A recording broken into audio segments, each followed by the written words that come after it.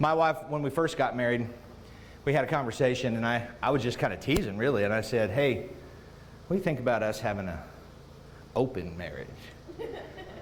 And she was like, well, yeah, that would be great. I think that's fantastic that you would even bring that up. Like, really? See, she thought I meant open, honest communication in our marriage. She was pissed off when I brought home that girl from the internet. Like, never got over that. I'm a terrible negotiator. I'm finding out in marriage.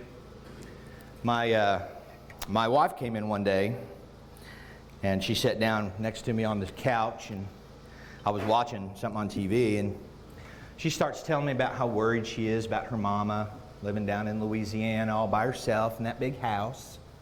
And I was nodding, and I'm just watching my show, and I'm kind of half listening. And the next thing I know, she's giving me a big hug and saying, you're the best, honey, and I love you. The bitch's mom moved in with me.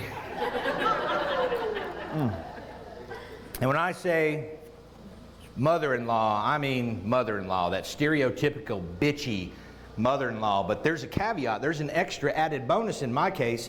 My mother-in-law has IBS. Anybody know what that means? Irritable bowel system or syndrome.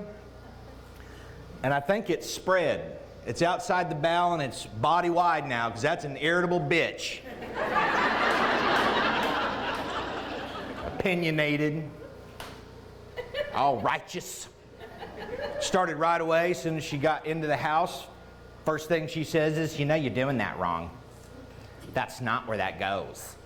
And I'm like, honey, is she going to be in here every time we have sex? Because it's really throwing off my rhythm. I just want a little backdoor play. I didn't want an opinion about it. When your mother-in-law lives with you, forget about walking around with no pants on in the house. I'm like, seriously, tell her to put some pants on. SpongeBob is looking at me. It's freaking me out. Please. Got a soft spot for my mother-in-law, really. It's out behind the garden.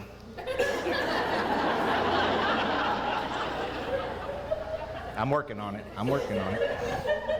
Actually, she's overweight, and I'm trying to help her get down to her ideal weight. I figured that's about 7 pounds with the urn, so I'm working on that. She's mantle bound, don't even know it yet. Burying somebody's expensive.